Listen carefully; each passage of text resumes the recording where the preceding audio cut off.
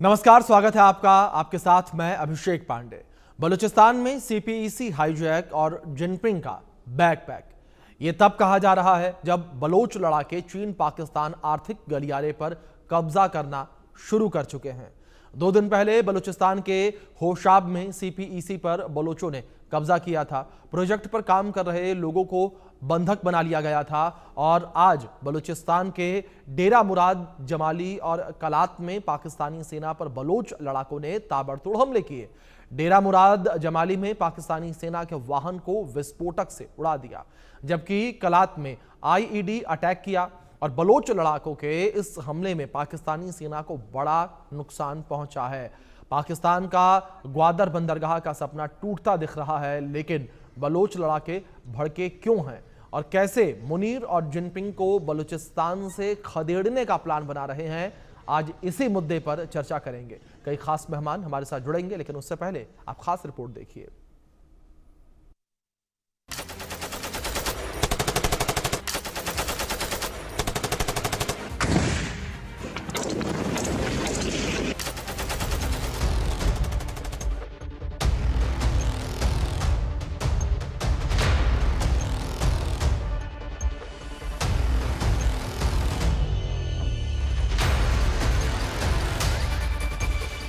PLA का CPEC plan, Jinping Munir की नींद हराम, बलूचिस्तान में भारी घमासान, डर से भागे चीन पाकिस्तान, शहबाज जिनपिंग परेशान, प्रोजेक्ट सीपीईसी हो गया नाकाम।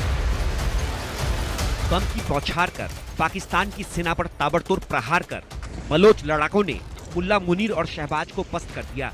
सीपीईसी प्रोजेक्ट पर सीधा हमला कर जिनपिंग को सबसे बड़ा जख्म दिया। बलोच लड़ाकों ने पाकिस्तान से लेकर चीन तक में हाहाकार मचा दिया। ताजा हमला बलूचिस्तान के डेरा मुराद जमाली में हुआ, जहां पाकिस्तानी सेना के वाहनों को टारगेट किया गया। विस्फोटक से एक वाहन को उड़ा दिया। इस हमले में पाकिस्तानी सेना के 3 सैनिक घायल हुए। वहीं बलूचिस्तान के कलात में आज लगातार तीसरा आईईडी विस्फोट हुआ। आईईडी विस्फोट कर पाकिस्तानी सेना को निशाना बनाया गया। साफ है, बलोचों की पाकिस्तानी सेना से आर पार की लड़ाई जारी है। पाकिस्तानी सेना फ्लेयर रॉकेट और मोर्टार दाग रही है, तो बलूच लड़ाके बम फेंक रहे हैं, गोलियां चला रहे हैं, पाकिस्तानी सेना की नाक में दम कर रहे हैं। शहबाज और जिनपिंग के प्रोजेक्ट सीपीईसी को नाकाम कर रहे हैं। 2 दिन पहले बलूचिस्तान के होशाब में चीन पाकिस्तान इकोनॉमिक कॉरिडोर पर बलोचों ने कब्जा कर लिया था। होशाब में सीपीईसी पर पीएलए ने चौकियां बना डाली थी। होशाब के लेवी फोर्स पोस्ट पर पीएलए का कब्जा हो गया था। सीपीईसी पर काम करने वाले सभी लोगों को बंधक बना लिया गया था। होशाब में चीन पाकिस्तान को भारी नुकसान पहुंचा था और अब कलात और डेरा मुराद जमाली में ताबड़तोड़ अटैक कर बलोच लड़ाकों ने पाकिस्तानी सेना की कमर तोड़ दी है। पाकिस्तान और चीन पर बलोचों का गुस्सा इसलिए फूटा क्योंकि बलोचों का लंबे समय से आरोप है कि पाकिस्तान और चीन उनके प्राकृतिक संसाधनों का दोहन कर रहे हैं। यही वजह है कि बलोच लड़ाके सीपीईसी को पूरा नहीं होने देना चाहते। पिछले दिनों बलोच लिबरेशन आर्मी के लड़ाके चीन और पाकिस्तान को अल्टीमेटम देते भी दिखे और बोले, बलूचिस्तान खाली कर दो, नहीं तो अंजाम भुगतो। Motive of our attack was very clear. It was a simple and clear message to China and Pakistan to withdraw immediately from Balochistan. This warning to China and Pakistan was also given by our leader, General Aslam Baloch, but China failed to pay heed. We once again make it clear that Gwadar and the rest of Balochistan belong to Baloch. It's our duty to protect our land and sea. Our operation Zir Pahazak. This is a continuous operation that has been initiated to safeguard the Baloch Sea from China, Pakistan and other foreign powers. Baloch liberation army ने आर पार का मन बना लिया है। CPEC पर पूरी तरह कब्जे का प्लान तैयार कर लिया है। संदेश साफ है कि जिनपिंग को अब अपना बैग पैक करना होगा। बलूचिस्तान से हर हाल में निकलना होगा, नहीं तो बारूद का ये हमला तेज होगा। पाकिस्तान के साथ ही चीन को भी अंजाम भुगतना होगा। Bureau report, India news. चलो, इस विषय पर हम चर्चा करेंगे, मेहमानों के साथ जुड़ेंगे, लेकिन उससे पहले एक बड़ी खबर निकलकर सामने आ रही है, उसका रुख कर लेते हैं, जहां बलूचिस्तान के कलात में पाकिस्तानी आर्मी पर हमला हुआ है। पाकिस्तानी सेना को टारगेट करके 2 बड़े अटैक किए गए। हमले में 6 पाकिस्तानी सैनिकों की मौत हो गई है, 6 घायल हैं। बलोच लिबरेशन आर्मी ने इस हमले की जिम्मेदारी ली है, तो बीएलए ने इस हमले की जिम्मेदारी ली है। ये बड़ी खबर जो निकलकर सामने आ रही है, बीएलए ने एक बार फिर से बड़ा हमला किया है। 6 पाकिस्तानी सैनिक मारे गए, 6 पाकिस्तानी सैनिक घायल हैं। इस हमले में एक बड़ा हमला है ये, और लगातार अगर बात की जाए बीएलए को लेकर, तो बीएलए के हमले जो है वो बढ़ते चले जा रहे हैं। बीएलए का कद जो है वो बढ़ता चला जा रहा है पाकिस्तानी सेना के आगे, और लगातार जिस तरीके से बीएलए के हमले जारी हैं, उन हमलों को देखने के बाद यही लगता है कि पाकिस्तानी सेना जो है वो भी बीएलए के आगे घुटने टेकती हुई नजर आ रही है। बीएलए के आगे जो है वो कहीं ना कहीं बेबस नजर आ रही है, जिस तरीके से लगातार जो है हमले बीएलए के किए जा रहे हैं। ये बड़ी खबर जो इस बीच निकलकर सामने आ रही है। 2 खास मेहमान हमारे साथ लगातार बने हुए हैं, इस बीच उनका रुख करेंगे सीधे। हमारे साथ राजन जामवाल जी जुड़े हैं, डिफेंस एक्सपर्ट के तौर पर रिटायर्ड ब्रिगेडियर हैं, और हमारे साथ बलोच पत्रकार अहमर मस्ती खान जी जुड़े हैं। आप दोनों मेहमानों का बहुत स्वागत है। उस चर्चा की शुरुआत मैं अहमर मस्ती खान जी आपसे ही करना चाहूँगा। अहमर जी, सबसे पहले आपसे सवाल तो यहाँ पर यही है कि जिस तरीके से लगातार ये पूरा विरोध देखने को मिल रहा है, इस विरोध के बीच कुछ दिन पहले जो तस्वीरें निकलकर सामने आई थी बलूचिस्तान से, जहाँ आसिम मुनीर और शहबाज शरीफ पहुंचे थे बलूचिस्तान में, और बलूचिस्तान की जो प्रतिष्ठित पगड़ी कही जाती है उस पगड़ी में नजर आए थे, उन तस्वीरों को लेकर सबसे पहले आपसे मैं कमेंट चाहूंगा। वो जो तस्वीर जो आप बात कर रहे हैं पगड़ी जी के, वो सफेद पगड़ी थे ना। जी जी सफेद, उन्होंने दरअसल वो सफेद झंडा था उनका। वो जी सफेद झंडा बता रहे थे कि हम हार गए हैं बलूचिस्तान में, इनकी शिकस्त है ये बलूचिस्तान में। जी आप देखें, ये तो वहां गए, उसके बाद जो है मार्च से अब तक जो पहले जो वजीर आजम थे, जो दरअसल पंजाब के थिंकर हैं एक तरह से, नवाज शरीफ, उन्होंने कहा कि मैं बलूचिस्तान को हटाऊंगा और लोगों से बात करूंगा और सारा कुछ। और फिर जो है सदर जरदारी ने कहा कि मैं आके कोयटा में धरना लगा दूंगा, वहां बैठ जाऊंगा। लेकिन आसिम मुनीर साहब ने, जीएचक्यू के जनरलों ने उनको मना किया कि आप नहीं जा सकते। इन्होंने फैसला किया हुआ है कि वो हमारे साथ गोली के जुबान में बात करेंगे। आसिम मुनीर का ये फैसला है। हमारे नौजवानों ने भी फैसला किया हुआ है कि हम आपके साथ गोली की जुबान में जवाब देंगे। जी जी हम इनके ऊपर हावी हैं। हमारे लोग हमारे सरमचारों के साथ, बीएलए के साथ, बलूचिस्तान के अवाम साथ है। सरजमीन बलोचों का है, अवाम बीएलए का साथ है। फौज पाकिस्तान की नाकारा मर्सनरी फौज, रेंटर फौज, जो दूसरों से पैसे लेके काम करती है, चाइना के कहने पे, अमेरिका के कहने पे, ये फौज हमारे इलाके में किस तरीके से हमारे ऊपर गालिब हो सकता है, मुमकिन ही नहीं है। आपको हैरत होगी कि ये जो अमेरिका से भीख मांगने वाला जो सबसे पहले शख्स था, जी वो दरअसल पाकिस्तान का टीबी ज़दा फाउंडर जिन्ना साहब थे, जिन्होंने सबसे पहले जो है अमेरिका से $2 अरब की फौजी और माली इमदाद मांगी थी। जी आपको और सबको ये हैरत होगी ना, ये 80 साल पहले ये टीबी ज़दा अंग्रेजों का एजेंट जिन्ना, इसने ही सबसे पहले उनसे जो है भीख मांगा था कि हमें फौजी और माली इमदाद दें। फौजी और माली इमदाद पे जो मुल्क चलता है वो ज्यादा दिन नहीं चल सकता है। हमारे रिसोर्सेज है, हमारा सी पोर्ट है, ये सारा का सारा जो कुछ ये कह रहा था ना कि माथे के झूमर है हम बलूचिस्तान, आसिम मुनीर कह रहा था, आपके माथे पे तो हमारे नौजवानों के खून लिखा हुआ है। आपके तो मनुष्य शक्ल से हम सबको इंतहाई नफरत है। आप जबरदस्ती बंदूक के जोर पे आप पाकिस्तान के ऊपर हुक्मरानी कर रहे हैं। देखिए, पूरे पाकिस्तान पर भी इसकी हुक्मरानी नाजायज है। इसकी और हमारे ऊपर तो सबसे ज्यादा, क्योंकि हमें तो इन्होंने हमेशा ही कॉलोनी के तौर पे ट्रीट किया है।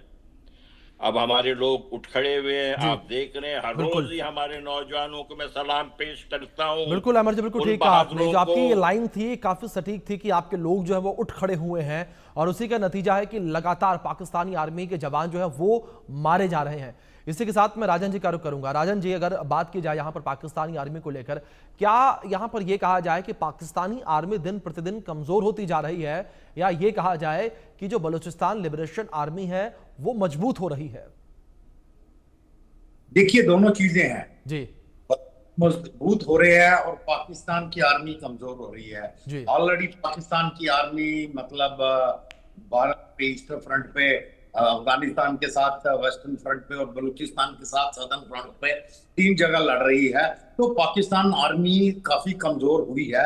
एंड स्पेशली जब इनको बलूचिस्तान से काफी फौज निकालनी पड़ी, जी जब भारत के साथ टेंशन हो गया, तो पाकिस्तान की आर्मी कमजोर हुई है उस इलाके में।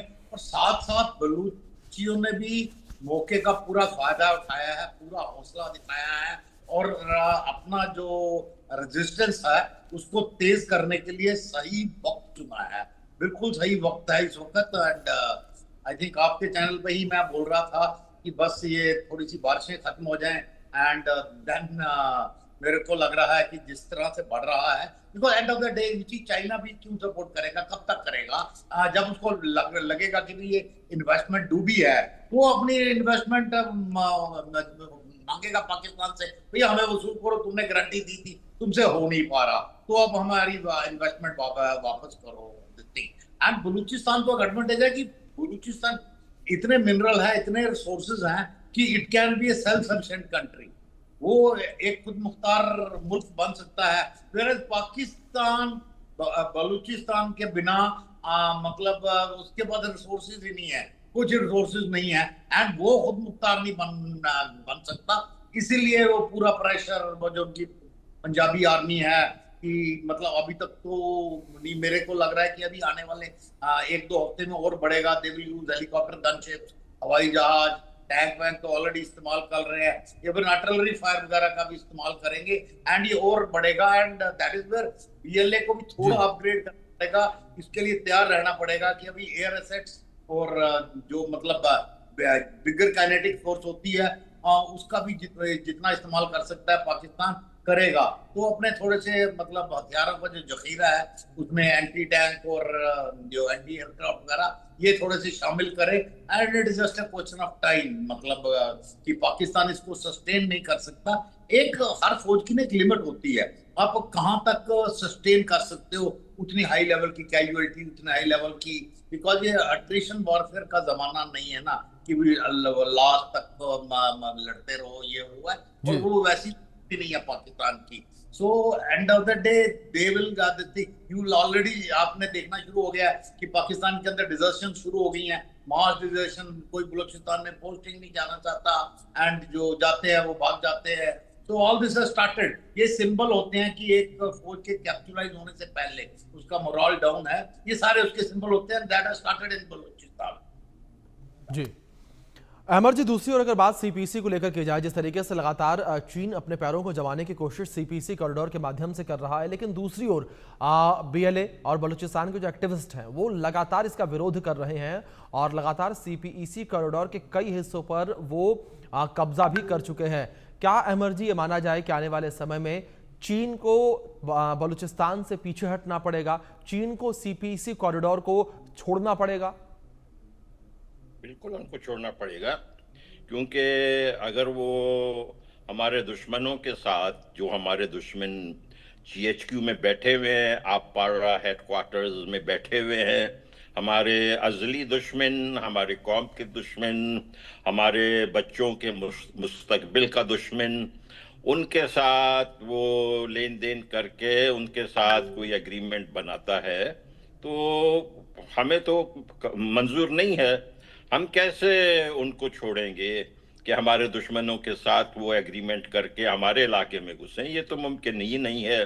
ये तो कभी हुआ ही नहीं है तारीख में कि कोई इस किस्म का काम कोई भी कुव्वत कर सके। चाइनीज जो हैं इनको अकल के नाखून पकड़ने चाहिए। इनको समझना चाहिए कि ये जो फौजी पाकिस्तान के साथ डील कर रहे हैं ये चाइना को घाटे में ले जाएंगे। चाइना को चाहिए कि हमारे जो हुकूक है, हमारा जो राइट ऑफ सेल्फ डिटर्मिनेशन है, जो हमारा स्टेटहुड है, जिसके लिए हम जद्दोजहद कर रहे हैं, हमारे साथ वो बात करे।